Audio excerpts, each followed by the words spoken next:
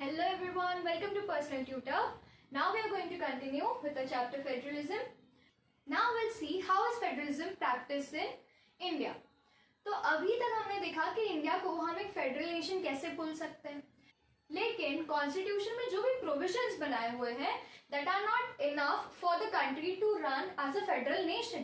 तो इसीलिए अब हम देखेंगे कि गवर्नमेंट ने और क्या क्या पॉलिसीज लाए हैं और वो अपने कंट्री में ऐसी क्या क्या उन्होंने पॉलिसीज लगाई हैं जिसके कारण India can continue as a federal nation.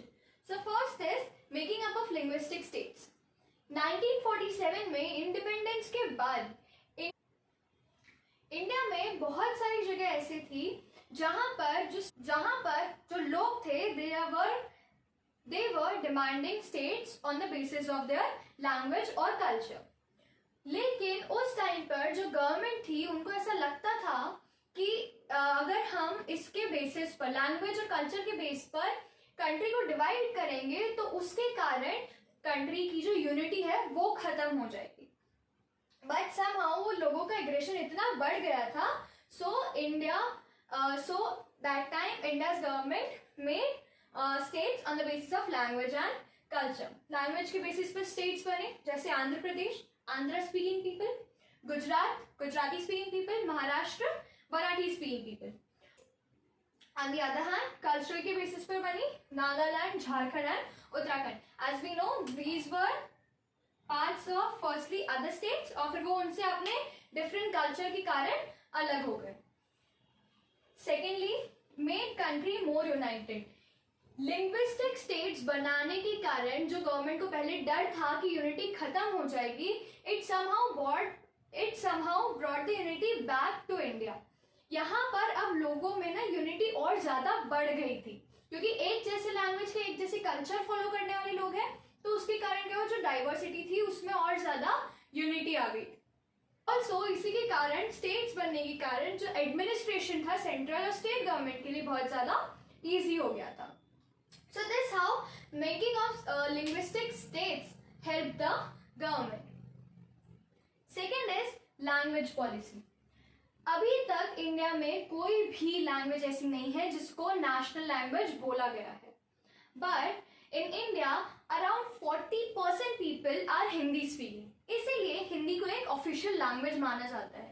Mostly central level पर जो काम होते हैं, जो गवर्नमेंट के ऑफिशियल वर्क्स होते हैं, those are mostly done in Hindi because 40% population of India speaks Hindi. With that, Hindi के साथ साथ 21 शेड्यूल्ड लैंग्वेज और है ऑफ इंडिया. शेड्यूल्ड लैंग्वेज यानी ऐसी लैंग्वेजेस जो कॉन्स्टिट्यूशन के शेड्यूल्स में इंक्लूडेड है. और शेड्यूल्स क्या होते हैं, ऐसे पार्ट्स होते हैं कॉन्स्टिट्यूशन के जो कि आर्टिकल में इन्वॉल्व नहीं होते but they are still in the constitution and they were mentioned as schedules.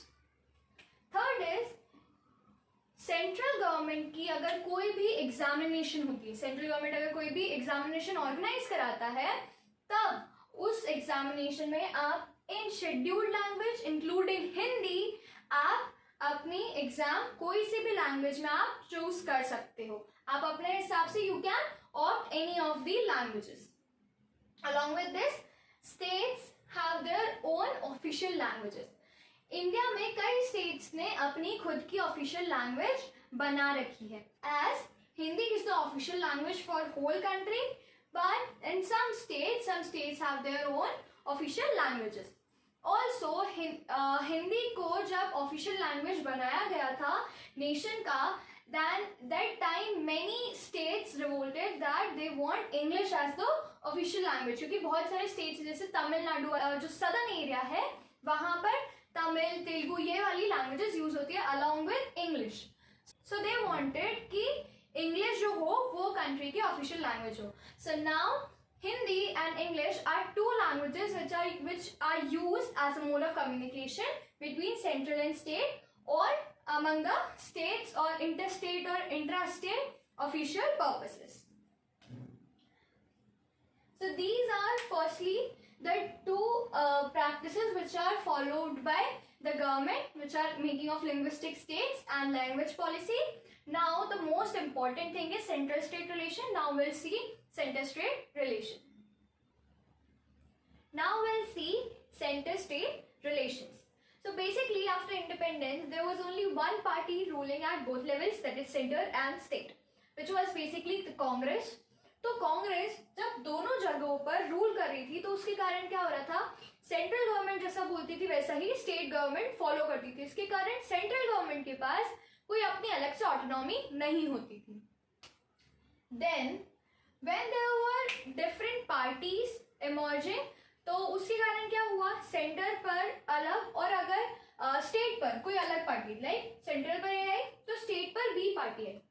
तो इसके कारण क्या होता था, कई बार जो सेंट्रल गवर्नमेंट होती थी वो अपनी पावर्स को मिसयूज करती थी. मिसयूज कैसे करती थी, वो स्टेट गवर्नमेंट को फोर्स करती थी कोई भी काम करने के लिए.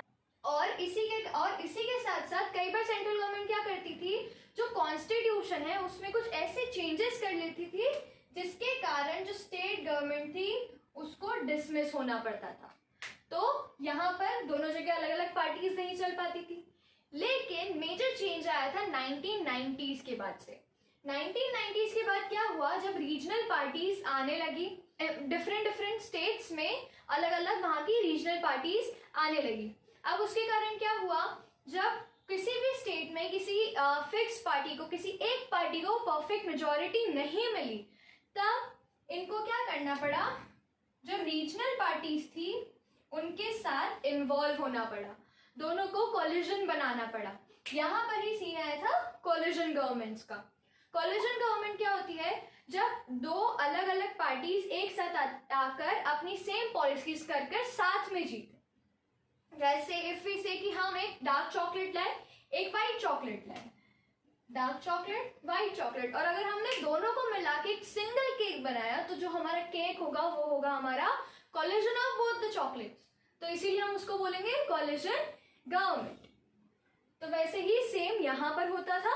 और इसी के कारण अब जो सेंट्रल गवर्नमेंट थी वो स्टेट गवर्नमेंट को कुछ भी करने के लिए फोर्स नहीं कर सकती थी, क्योंकि जो अब जो कोलिजन गवर्नमेंट्स बनी थी उसके कारण दोनों पार्टीज के बीच में पावर्स इक्वली शेयर हो जाती थी. और उसी के साथ में जो कॉन्स्टिट्यूशन था उसको अब सुप्रीम कोर्ट भी बहुत अच्छे से इंटरप्रेट करता था और उसमें देखता था कि कोई भी अब किसी दूसरे गवर्नमेंट के ऊपर प्रेशर ना डाल सके. So this was simply how is federalism practised in India. Now अभी तक हमने सेंट्रल स्टेट बहुत कर लिया. Now will see the third tier of our government, that is the local government, in the next video. See you in the next video. Till then, bye bye, take care.